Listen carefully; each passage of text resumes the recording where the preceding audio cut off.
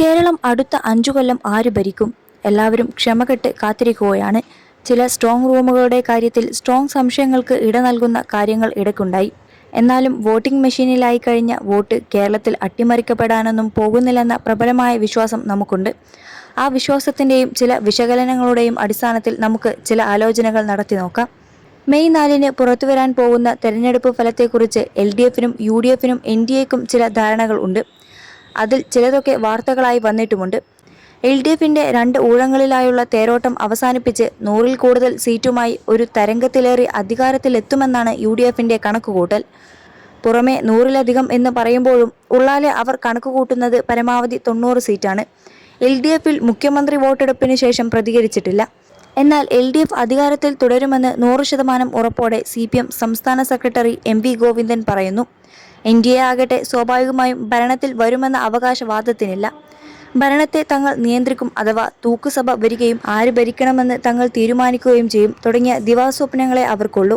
21 ലക്ഷത്തോളം സന്തുഷ്ടരായ ഉപഭോക്താക്കളും 2 ലക്ഷത്തോളം തിമിര ശസ്ത്രക്രിയകളും പൂർത്തിയാക്കിയ മലബാറിലെ ഏക കണ്ണാശുപത്രി Al Salama eye hospital, hospital road, Perinthalmanna.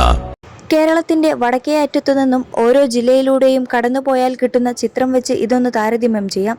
ഇത് പ്രവചനമൊന്നുമല്ല, സാധ്യതകളെക്കുറിച്ചുള്ള ആലോചനകളാണ്. ആദ്യം കാസർഗോഡ് ആകെ 5 സീറ്റ്. നിലവിൽ 3 സീറ്റ് LDF, 2 സീറ്റ് UDF.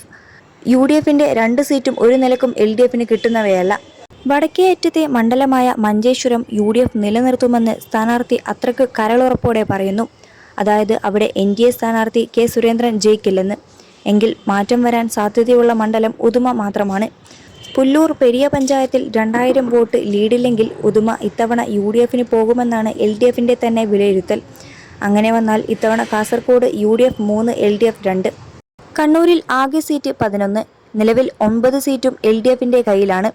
പേരാവൂരും ഇരിക്കൂറും മാത്രമാണ് UDFനുള്ളത്. ഇരിക്കൂർ ഉറപ്പിക്കാം.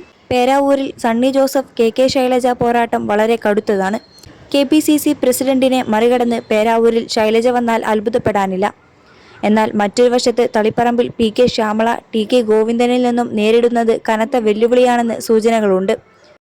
എന്തായാലും കണ്ണൂർ ജില്ലയുടെ നില 9 LDF, 2 UDF എന്ന നിലയിൽ തുടർന്നേക്കാം. UDF 1-ലേക്ക് ചുരുങ്ങാനുള്ള സാധ്യതയും അതിവിദൂരമല്ല.